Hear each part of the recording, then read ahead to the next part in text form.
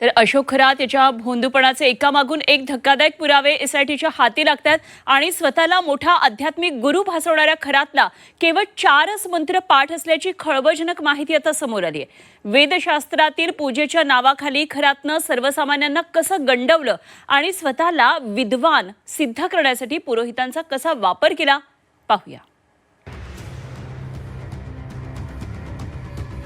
खरातच्या भोंदूपणाचा पर्दाफाश।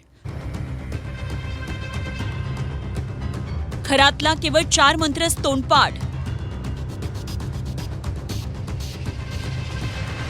मंत्रोच्चारासाठी ब्राह्मणांना बोलवायचा।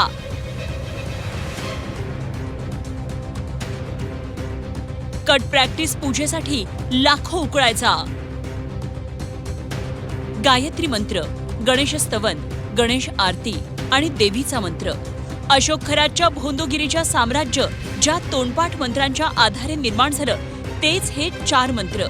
वेदांचं कुठलंही ज्ञान नसताना केवळ शब्दांच्या जाळ्यात अडकवून लोकांना लुटणारा भोंदू अशोक खरात आता पुरता उघडा पडलाय।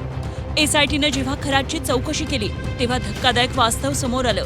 ज्या खरातच्या शब्दाखातर लोकांनी लाखो रुपये पूजेवर खर्च केले त्या खरातला केवळ 4च मंत्र तोंडपाठ आहेत। लोकांवर छाप पाडण्यासाठी तो या मंत्रांचा वापर करायचा आणि स्वतःला महाज्ञानी भासवायचा। गायत्री मंत्र आणि ओशनॉलॉजी, कामाख्या तंत्र, वशीकरण मंत्र अशी नावं घेऊन तो प्रभावित करायचा। पण मंत्र किंवा तंत्राचं कुठलंही गुरुकुल शिक्षण वा कुठलीही साधनाच खरातकडे नाहीये।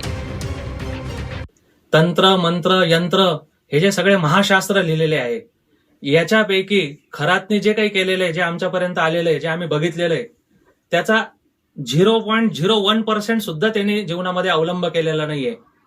ती एक मनोविकृती आहे आणि प्रत्येक युगामध्ये साधू भेष, संत भेष, ब्राह्मण भेष हे जे गोष्टी आहेत हे सर्व इतक्या सोप्या आहेत की रावणाला सुद्धा सीताहरण करायला साधूचा भेष घ्यावा लागला।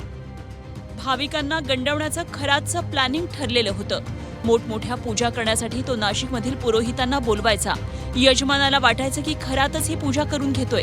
पूजेसाठी भक्तांकडून लाखो रुपये उकळायचे आणि प्रत्यक्ष पूजा करणाऱ्या पुरोहितांना मात्र केवळ काही हजारात बोळवण करायची, ही त्याची कार्यपद्धती होती। इतकंच नाही तर अनेकदा पूजा करून घेतल्यावर तो पूजा करणाऱ्या ब्राह्मणांना त्यांचे ठरलेले पैसेही देत नव्हता। कुठल्या महापूजा सांगायची याची कुठलीही कल्पना आम्हाला नसायची। ते त्यांच्या पद्धतीने पूजेला नाव द्यायचे। आपण फक्त आपलं ग्रह शांती करायची आणि आपली पूजा झाली की निघून यायचे। मग त्यांच्याकडनं एक ठराविक रक्कम ते घेत होते आणि आम्हाला कुठल्या प्रकारच्या ती रक्कम आमच्यापर्यंत येत नसायची। आम्हाला एक ठराविक रक्कम दिली जायची आणि ते त्यांच्या पद्धतीने एक मोठे आकडे घेऊन मोकळे व्हायचे। अशा पद्धतीने आणि आता जे काही प्रकार घडला आहे या प्रकारामध्ये मलाही या सगळ्या गोष्टींचा खूप काही त्रासाला समोर जावं लागलेलं आहे। पूजापाठात ढ असलेल्या खरातची भाविकांना लुटण्याची ही खेळी ऐकून पोलीसही चक्रावले आहेत। वेदशास्त्रातील गुंतागुंतीच्या पूजांना वेगवेगळी नावं देऊन अशोक खरात हा लोकांच्या श्रद्धेशी खेळ खेळत होता। इतकंच नाही तर त्याची कट प्रॅक्टिस बघून आता एसआयटीचे पोलीस सुद्धा चकित झालेत। ब्राह्मणांचा खुबीने वापर करून प्रतिष्ठा वाढवणारा हा भोंदू आता पोलिसांच्या जाळ्यात अडकलाय।